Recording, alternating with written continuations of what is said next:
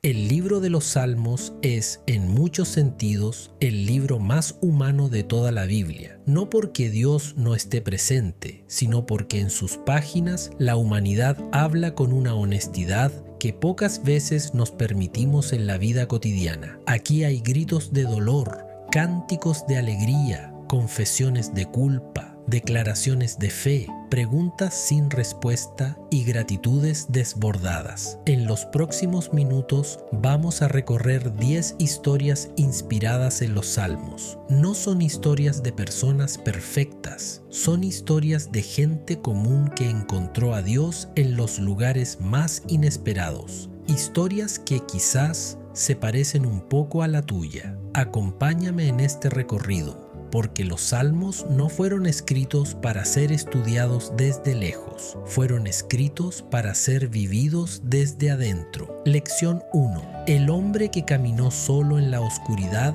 imagina a un hombre llamado Elías, no el profeta, sino un hombre común, padre de familia, trabajador honesto, buen vecino. Un día todo cambió, su negocio quebró, su mejor amigo lo traicionó. Su salud comenzó a fallar y en medio de la noche, cuando el silencio de su habitación se volvía ensordecedor, Elías hacía siempre la misma pregunta hacia el techo. ¿Dónde estás, Dios? No encontraba respuesta. Sentía que oraba hacia paredes, que sus palabras no llegaban a ningún lado, que estaba completamente solo. Pero una noche, mientras hojeaba una Biblia vieja que su madre le había dejado, se detuvo en el Salmo 22 y leyó las primeras palabras con asombro. Dios mío, ¿por qué me has abandonado? Era el grito de David, era su propio grito, y por primera vez en meses, Elías no se sintió solo en su dolor, se sintió acompañado por alguien que había caminado exactamente por ese mismo pasillo oscuro. Dios mío, ¿por qué me has abandonado? ¿Por qué estás tan lejos de mi salvación? Salmo 22, 1. El Salmo 22 es uno de los más profundos de toda la Biblia, porque no comienza con alabanza, sino con desolación. David, el rey ungido por Dios, el hombre conforme al corazón de Dios, grita al cielo sintiéndose abandonado. Y Dios no lo censura por eso, no le dice, calla, ten más fe, lo escucha. Aquí encontramos una verdad que muchos creyentes no se atreven a admitir. Sentirse solo o lejos de Dios no es pecado, es parte de la experiencia humana. Incluso Jesús en la cruz citó este mismo salmo. La oscuridad espiritual no significa que Dios se haya ido, significa que Dios nos invita a buscarlo con mayor profundidad. Si hoy te encuentras en un momento donde Dios parece distante, no huyas de esa sensación. Llévala al Señor como David lo hizo, con honestidad. Escribe una oración que refleje exactamente cómo te sientes, sin adornos, sin frases religiosas, solo tú y Él. La oscuridad no dura para siempre, y en ella Dios se mueve. Lección 2. El pastor que nadie veía venir. Había una pastora de ovejas en un pequeño pueblo. Se llamaba Miriam.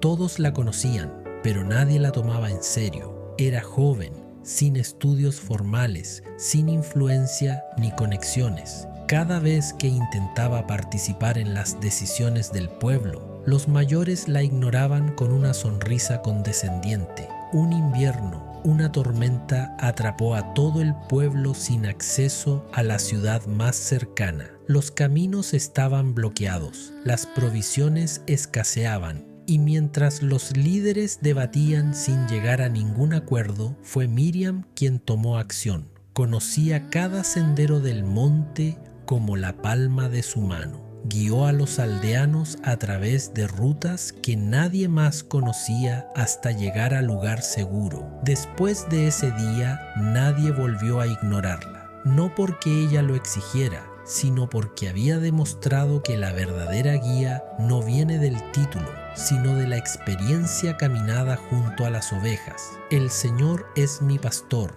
nada me faltará. en lugares de delicados pastos me hará descansar. Salmo 23, 1 a 2. El Salmo 23 es quizás el más conocido de todos los salmos, pero su profundidad va mucho más allá de ser un poema bonito para funerales. David lo escribió desde su experiencia real. Él mismo fue pastor antes de ser rey. Conocía el trabajo, el olor de las ovejas, el peso del cayado, la responsabilidad de no perder a ninguna. Cuando David llama a Dios mi pastor, habla desde la intimidad de alguien que sabe lo que significa esa función. Un buen pastor no simplemente guía, cuida, provee, defiende, corrige y consuela. Y ese es exactamente el tipo de Dios que tenemos. Uno que camina adelante, que conoce cada peligro del camino, que lleva cuenta de cada una de sus ovejas. Esta semana identifica un área de tu vida donde sientes que falta dirección. Puede ser una relación, una decisión laboral, una situación familiar. Trae esa área específicamente al Señor en oración y dile: Señor, tú eres mi pastor en esto, guíame. Luego, practica lo que hacen las ovejas: mantenerse cerca del pastor, no adelantarse, confiar en el camino que él elige. Lección 3. La mujer que aprendió a levantar la vista, Ana, había perdido a su madre hace 3 años. Desde entonces vivía con la cabeza baja, como si el peso del duelo fuera físico.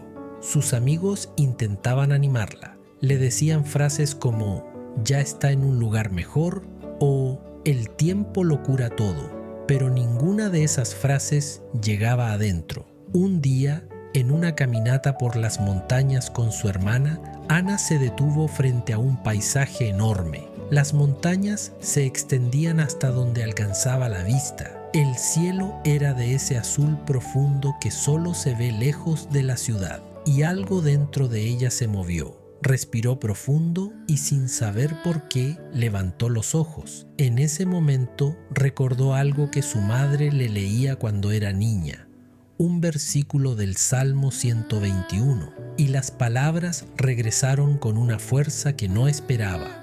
Alzaré mis ojos a los montes. ¿De dónde vendrá mi socorro? Mi socorro viene del Señor, que hizo los cielos y la tierra. Salmo 121, 1 a 2. Este salmo era conocido como un cántico de las subidas, cantado por los peregrinos mientras viajaban hacia Jerusalén. El camino era largo y peligroso. Las montañas podían representar peligro, pero también el horizonte de la esperanza. Al levantar la vista, el peregrino no esperaba que las montañas lo rescataran, sino que orientaba su corazón hacia quien las había creado. Hay una diferencia enorme entre mirar nuestros problemas y levantar la vista más allá de ellos. El auxilio no viene de nuestras propias fuerzas, ni de la opinión de los demás, ni del entorno. Viene del Señor. Este salmo también promete algo extraordinario. Él no se dormirá ni descansará en su cuidado sobre nosotros. Hoy, literalmente, busca un momento para salir y mirar el cielo, el horizonte o la naturaleza. No como ejercicio poético, sino como acto de fe. Mientras lo haces, di en voz alta o en silencio: mi socorro viene del Señor. Que ese gesto físico de levantar la vista se convierta en un gesto espiritual de rendición y confianza. Lección 4. El hombre que aprendió a confesar Marco llevaba 2 años cargando una culpa que nadie más conocía. Había tomado una decisión en su trabajo que perjudicó a un colega de manera injusta. Lo hizo por miedo, por protegerse a sí mismo. Nadie se enteró, nadie lo descubrió. Y sin embargo, cada mañana se despertaba con ese peso sobre el pecho. Intentó ignorarlo, intentó racionalizar lo que había hecho. Se dijo a sí mismo que en esas circunstancias cualquiera hubiera hecho lo mismo, pero la racionalización no libera, solo adormece temporalmente. Fue en un retiro espiritual, mientras leían el Salmo 32 en voz alta, que algo se rompió dentro de Marco. No fue dramático, no cayó al piso ni lloró a gritos. Simplemente escuchó las palabras de David y pensó, él también lo sabía. Bienaventurado aquel cuya transgresión ha sido perdonada y cubierto su pecado. Mientras callé, se envejecieron mis huesos en mi gemir todo el día. Salmo 32, 1 y 3. David escribió el Salmo 32 después de uno de los episodios más oscuros de su vida, el adulterio con Betsabé y la muerte de Urías. Pasó un tiempo, algunos estudiosos sugieren que más de un año, cargando ese secreto sin confesarlo, y describe el efecto físico de guardar silencio ante Dios. Sus huesos se envejecieron, su energía se secó. El silencio ante la culpa no produce paz, produce desgaste, pero luego viene el giro. Te manifesté mi pecado y no encubrí mi iniquidad. Y dice, me perdonaste. No es un proceso complicado, no requiere meses de penitencia pública, requiere honestidad con Dios. La confesión genuina es el inicio de la restauración. Si llevas tiempo con algo que no has confesado, ya sea ante Dios, ante otra persona o ante ti mismo, este es el momento de romper el silencio. No tienes que hacerlo perfectamente, solo tienes que empezar. Ora hoy con estas palabras simples. Señor, te lo cuento todo. Y luego, cuéntaselo. La libertad está al otro lado de esa oración. Lección 5. La niña que no tenía miedo en la oscuridad, Sofía tenía 8 años y desde pequeña tenía miedo a la oscuridad. Su madre, en lugar de simplemente dejarle la luz encendida, comenzó una tradición. Cada noche, antes de dormir, le susurraba un versículo del Salmo 91, no como un ritual mágico, sino como una conversación. ¿Sabes quién cuida de ti mientras duermes?, le preguntaba. Dios, respondía Sofía, y Él no se duerme nunca. Años después, Sofía pasó por una crisis de ansiedad severa en la universidad. Las noches eran las peores. Y en las noches más difíciles, las palabras que su madre le susurraba volvían, no como superstición, como ancla. El que habita al abrigo del Altísimo morará bajo la sombra del Omnipotente. No temerás el terror nocturno, ni saeta que vuele de día. Salmo 91, 1, 5. El Salmo 91 es una de las promesas más completas de protección divina en toda la Biblia. El abrigo del Altísimo no es un lugar físico, es una postura de fe. Es habitar en la confianza de que Dios es soberano sobre toda circunstancia. El Salmo no promete que no habrá peligros, sino que en medio de ellos, el que habita en Dios tiene una cobertura que va más allá de lo natural. Los terrores nocturnos que menciona el Salmo no eran solo metáforas. Los israelitas dormían al aire libre, expuestos a animales, enemigos y enfermedades. Este Salmo era un canto de confianza real ante peligros reales, y esa confianza sigue siendo válida hoy frente a los terrores del siglo XXI, la ansiedad, la incertidumbre, el miedo al futuro. Elige un versículo del Salmo 91 y memorízalo esta semana, no como ejercicio académico, sino como provisión para el momento en que el miedo llegue. Los versículos memorizados son como reservas de agua en el desierto. No se necesitan hasta que se necesitan, pero cuando se necesitan, son vida.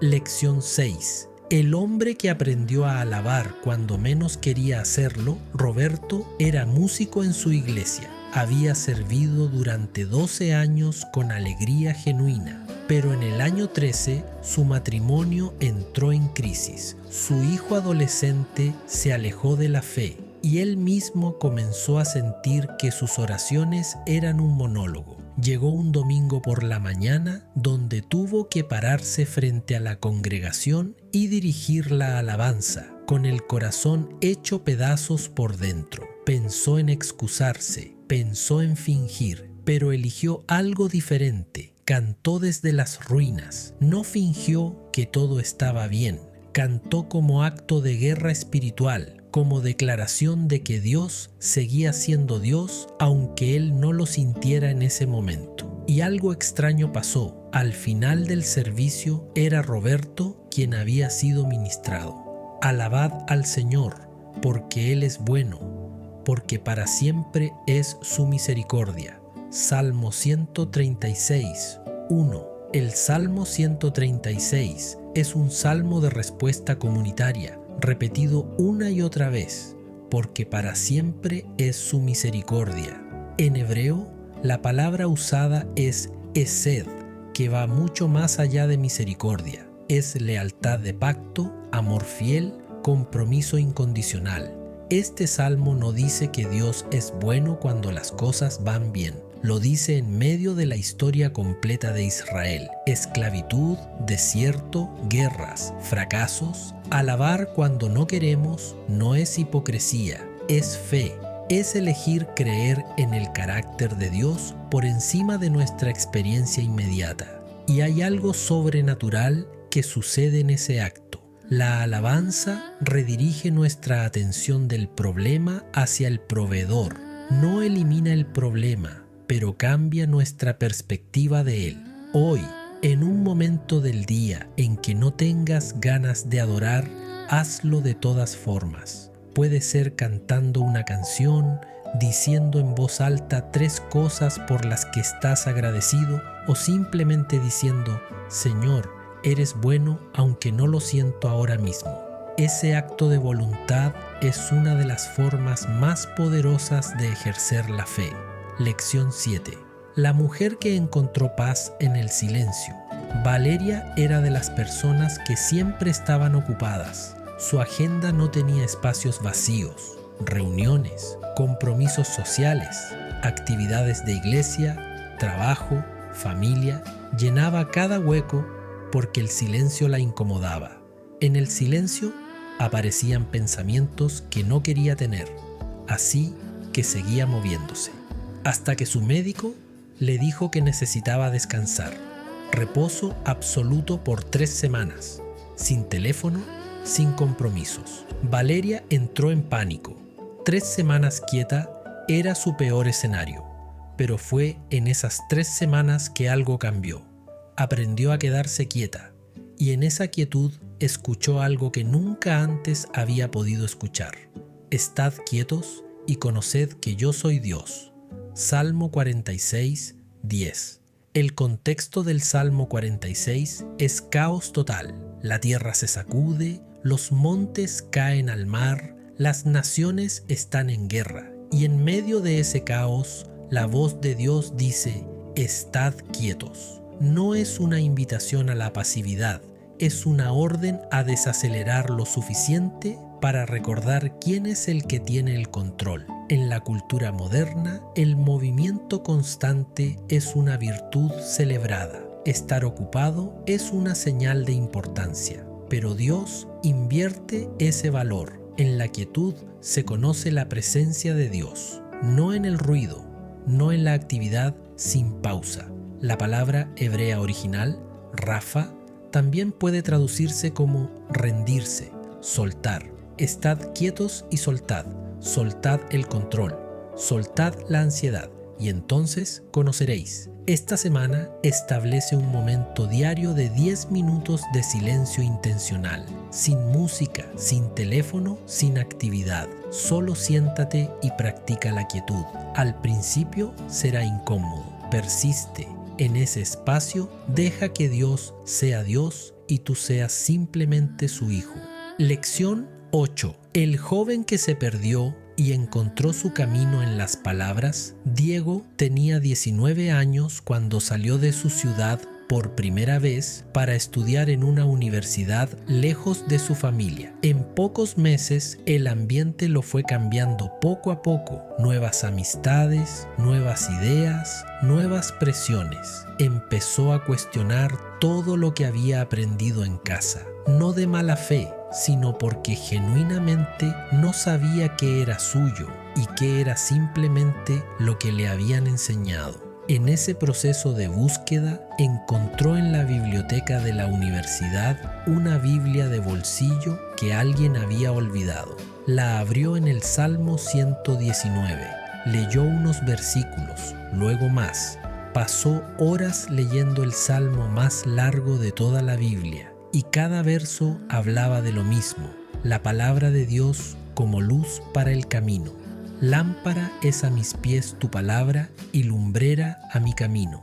Salmo 119, 105. El Salmo 119 es el capítulo más largo de la Biblia, 176 versículos que giran alrededor de un solo tema: la palabra de Dios. En cada uno de los 176 versículos, el salmista hace referencia a los mandamientos, estatutos, leyes o palabras de Dios. Es una meditación extendida, casi obsesiva, sobre el valor de la Escritura. La imagen de la lámpara es especialmente poderosa. En tiempos antiguos, una lámpara no iluminaba todo el camino de un viaje, solo iluminaba los próximos pasos. La palabra de Dios no siempre nos da la visión completa de nuestra vida, pero sí nos da suficiente luz para el siguiente paso. Y muchas veces eso es todo lo que necesitamos. Si tienes un área de tu vida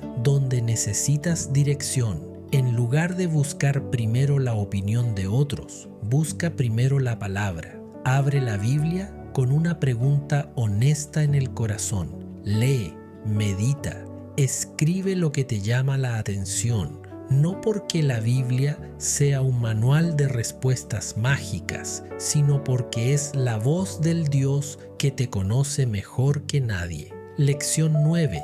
El anciano que descubrió que nunca es tarde para ser renovado.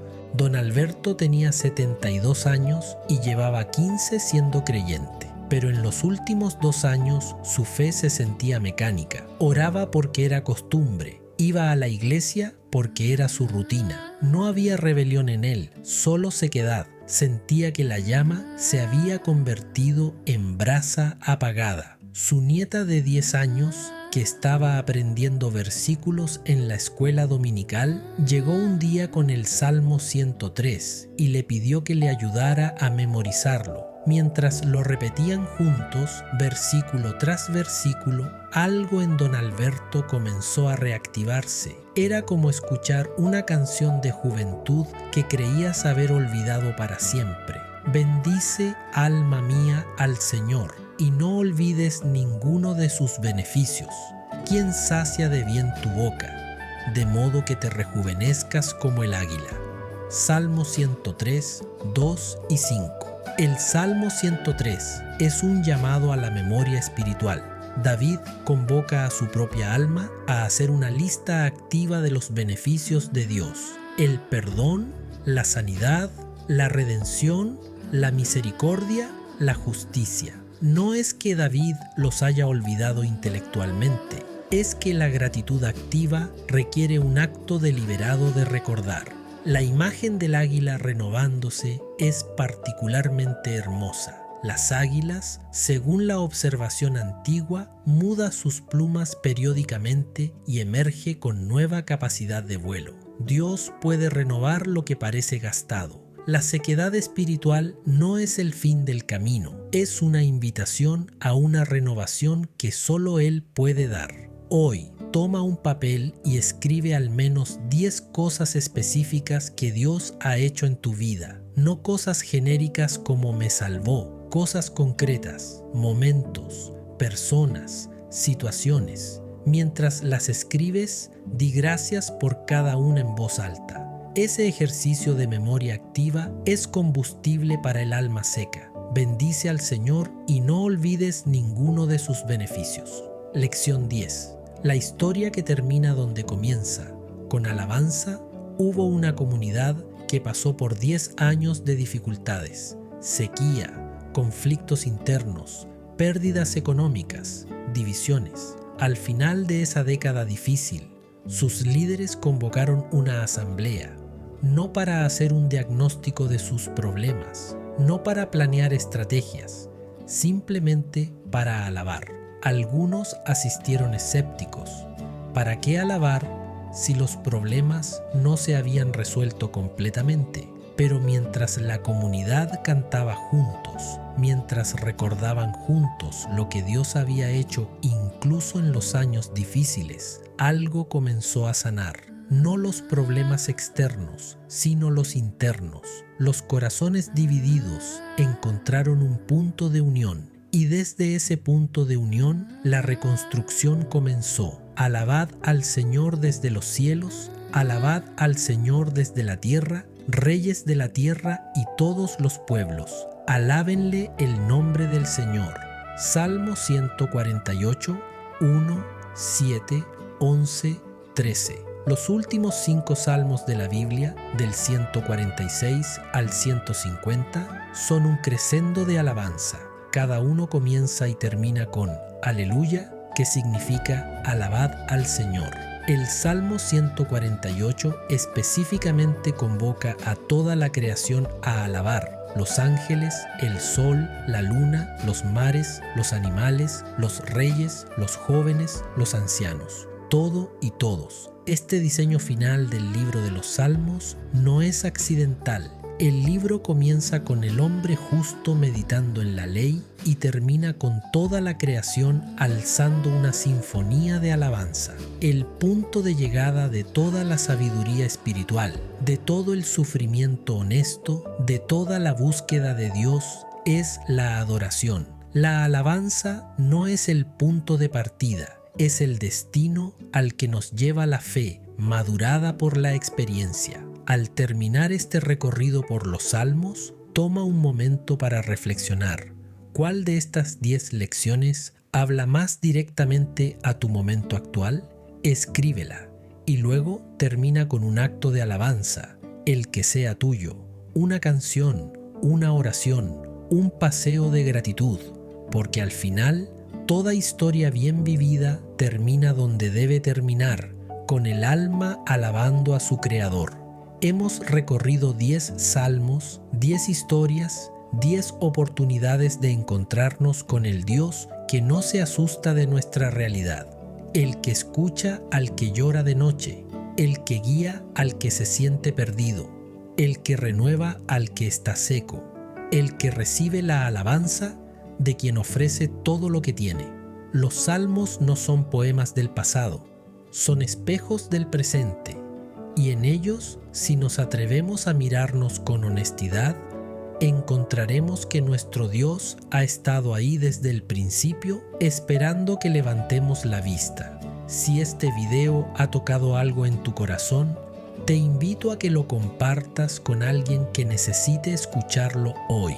Y si quieres seguir este recorrido, no olvides suscribirte y activar las notificaciones. Seguiremos explorando juntos las palabras que transforman el alma. Que todo lo que respira alabe al Señor.